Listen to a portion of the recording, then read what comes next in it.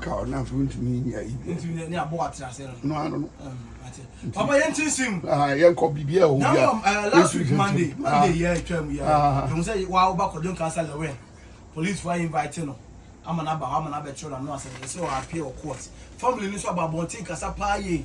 Family problem, I said, a month for more chocolate, don't cancel the window. And now, fast, my block of don't cancel the window, or won't hold anything against them. Papa, don't cancel the wind camp, so I think that and to target and KTB Siwama. So I'm more restricted probably to rate up, couldn't cancel the wind. My name sound Commano, Papa. Maybe the idea, me say, me tired more, couldn't cancel Tiano. Me cancel be brim, Chiram say, couldn't cancel. One more, almost trying to watch Yano. Yes, and need be any more to me to look for. Still not a switch now. And I must ask them. I don't know. I said that to Nino, saying, and send you how to look for. Care Masada. On boy, no, Odin and Nimba Harmo. Dear now, here many Janon in the buy. Zola.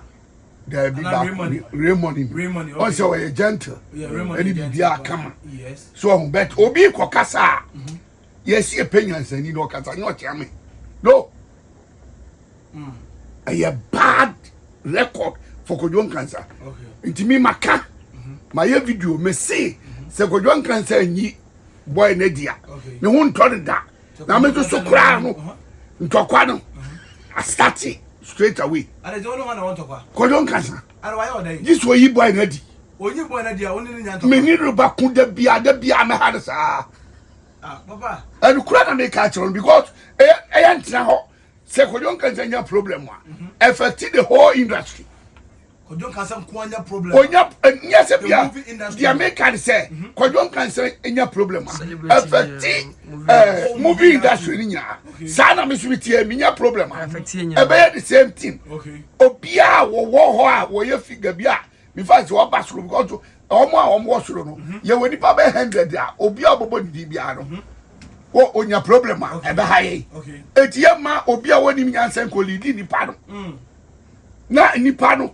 And some Hurubi, because as the way see, you know, I need Yamros on the buy. I buy me the way a senior and Sani, local Casa, or your PR, Nabusia, okay, a tea and one see our Casa. Okay, yes, yes, Suman and Sani, yes, Sumana Morton. Okay, no, for Jimmy Biar, what you know, this what I said.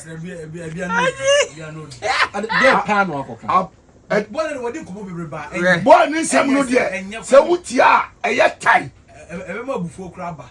Abusian, what crab wafu? Abusiano up to that. A man Busian baby. About Monday, Abusian Betna. And Mamma Casa baby said, you baby, because you can't no no son. And on a second, they miss us and say, you can't sell and no. Quite your own Musanum. One year toffin on them. Ah, no dear. Toffin, what dear, I make a lot of me. Ah. I got your culture logic is what you know. What to DB? What to DB? I want to toffee. According to what so Miha, the PR on so Odibi. I want to toffee. I want to toffee. Hey, you don't know that.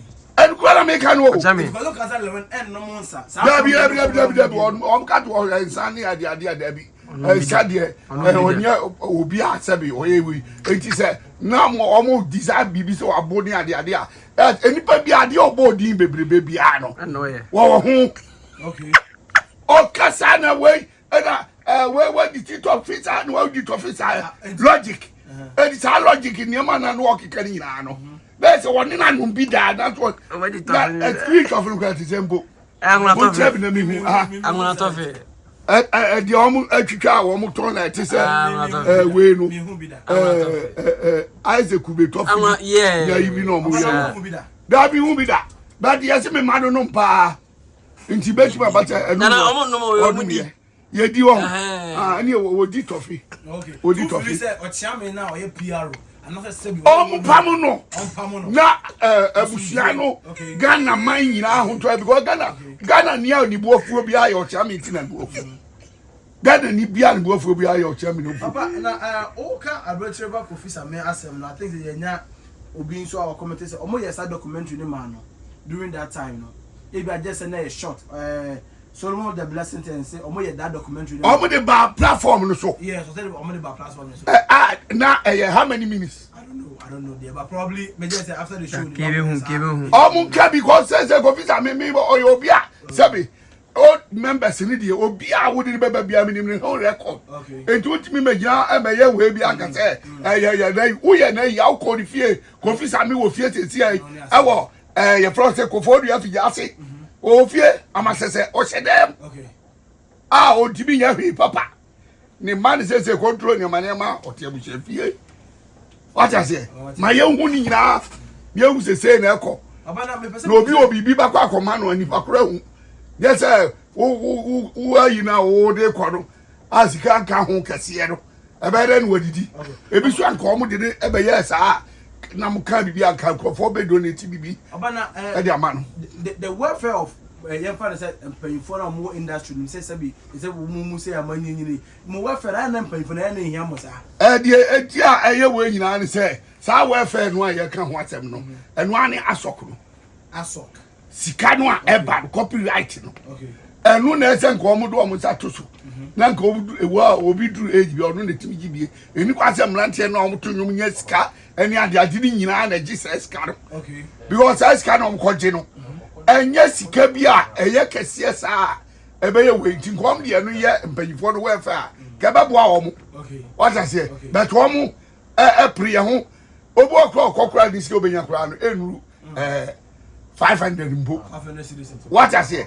Wa bra says kan mo gina mo de to on mo na mo de hwe welfare no mpanyifo no ya nyini no a wo mo ye we ni nyina no na nka mo de hwe wo mo wo so baba be nyiri so what I say ye de ade bi ye welfare ama edesa ka hu se wo to so baba be ye elder. That's it. What I say enti anu na se nka be de me ma gina ki twa to a na aboa ama nkrofo so hu me de say no mi nya sa ne ma no esanse me no mewu hyew nti mi wuro na mewu hyew no medane mawu nti se me ti asesi ai medane mawu because me mpa wu tanta bia so that say me fa ka go pem go wu so me yi mu free sa ne ma tanta na ene e be sa kan asem bi baba wa asem bi wo yes e be ka asem bi away a chira way your friend say aye movie premiere that's so nice what ya ba na mo hwe ti say movie ni hwe na ni trailer so trailer no ma hwe ti say na kama ani kodwo nkansa de ani mienu de ayin na efe mo nka no kure wo mu na ye wu obia won the production o hwe obia na ne dia obia won the production obia won ekwan ya de ye ne dia ni nyina efe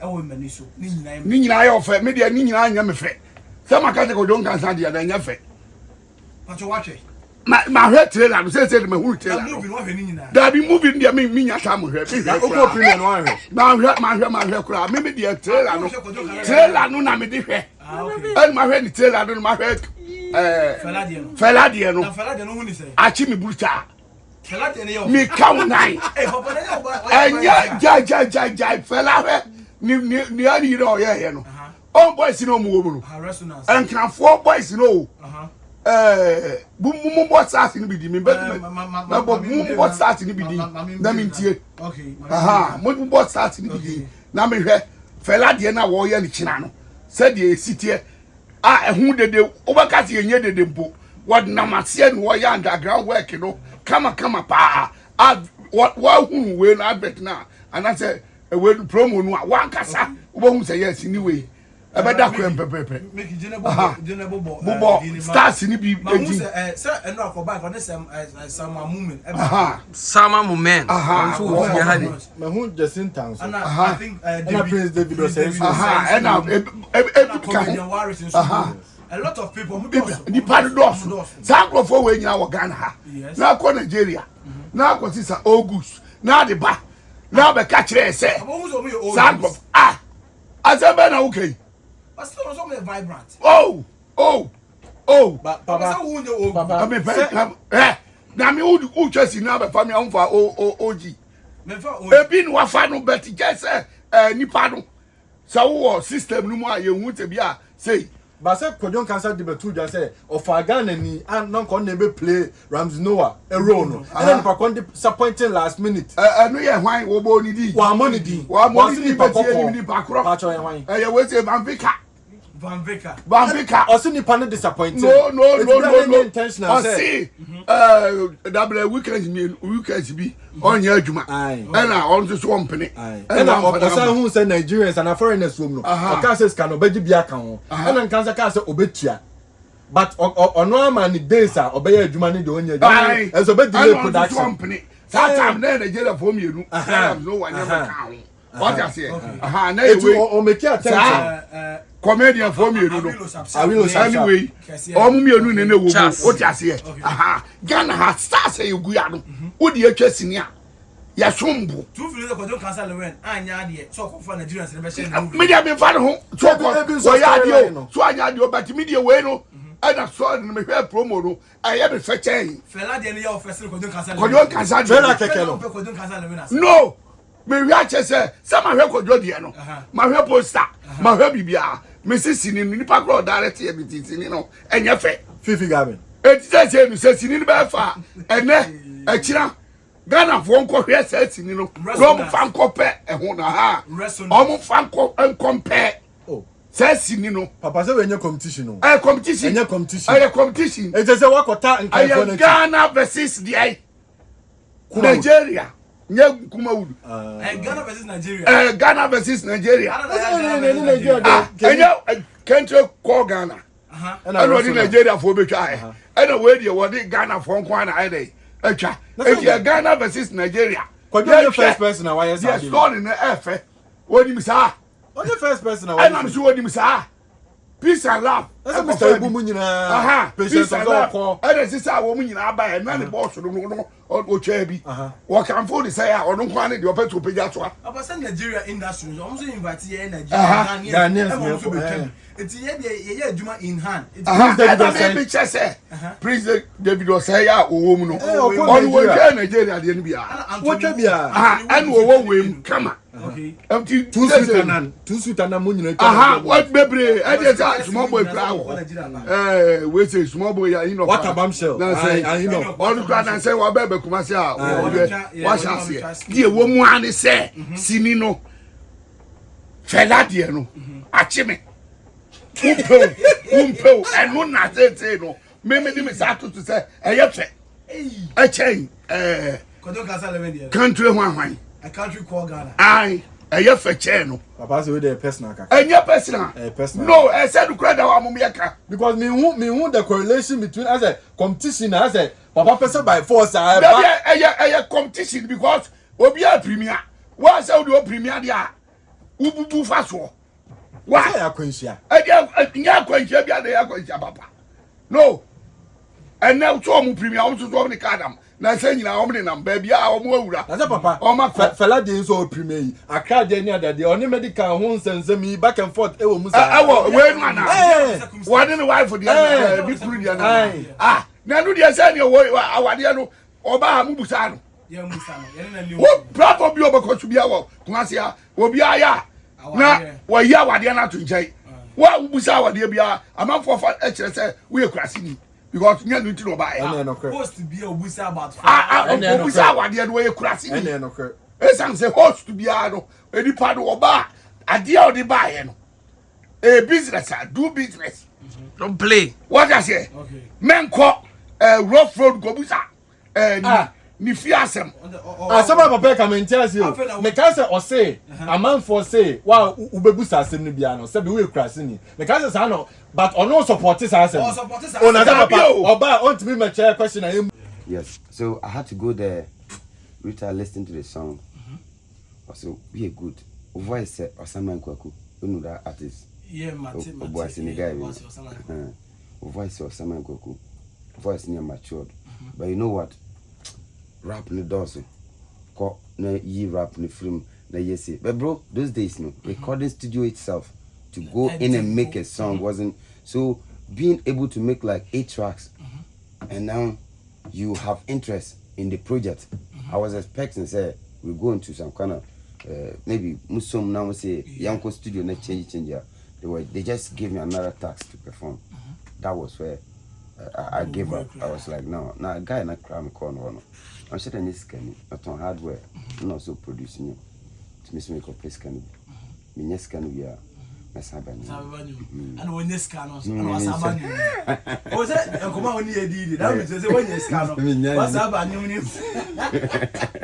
I call that freestyle in the Betesimo. I'm a freestyle. I'm not gonna volunteer. There's a new champion town.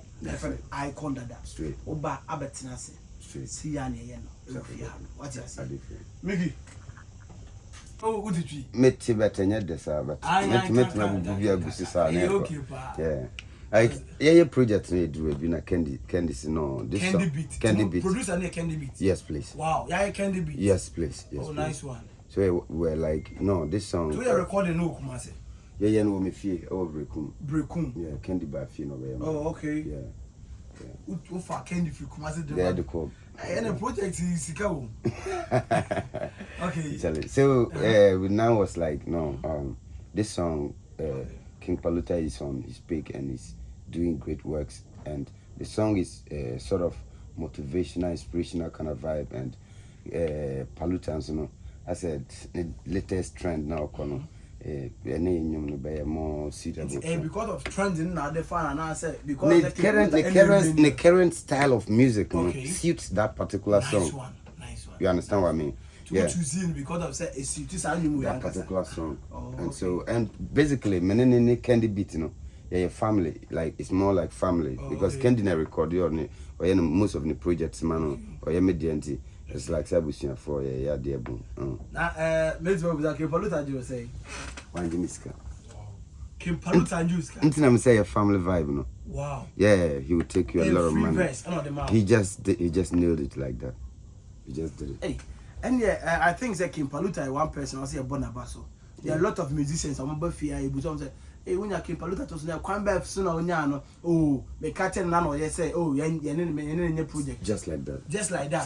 Sir. Or catch King Paluta on any bear project. Yeah, that's sorry. No, I sending you number. That's sorry. I know I am. No, it's genuine. And how was the reception like? How was the feeling like? I was like, wow. I just couldn't believe it until the song was completely mixed, and I'm like, so for real, he just did his work. Wow. So big up to King Paluta. Maybe a 10 UTM Kasana. Dabi, you need to look at that bin and no problem. Yes, look at that beer. It's like 10 in us a 10 bisa by Nyatem. Okay.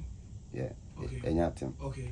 Because we are something. I don't think so. People feel offended. No. Do you okay? Maybe unless you understand why we are calling that for. Okay. I don't mean who say Yatem. Okay. But maybe somebody who is not proud of it, maybe we're free. No, you can't say 10 years and not feel offended. But I'm so proud that I hail from North. Okay, who free him from? Navrungo. Navrungo. Yes. Nice. Yeah, but I have spent almost all my life in Kumasi, but now I'm working in Brekum, so that is where I'm stationed right now. Okay. So when I think when I was a fourth project. Fourth project. Fourth project. Yeah, many candy beat the can hear back. Don't mind them. I don't know if you. Don't mind them. Yeah, Mate. Yes. And I did Samboy, I did double before Don't Mind Them, and now we are praying. So, why that name Icon Dada? I didn't know this idea. It was Icon Dada. The icon actually I was Nami Crack Computers. It means the icon free computer crowd. Computer icon. Yes. And then the Dada no yeah raga seminar and the dancehall seminar. Okay. And I'm a dancehall artist. Dancehall artist. To me more freestyle kit we nice say o mama. Sasa na open ja. Sir. Me no question say if you how you do to money aju atu. And you believe in talent. That's why. Acquire the first to share and then come out man for catcher you say Icon Dada. You're a young guy, talented man. Be a oha. You man a platform no make display. The person they want you my baby. Remember Ghana for who say there's something in you. I did for you. You did for me. I did for you. Yeah, freestyle it to me.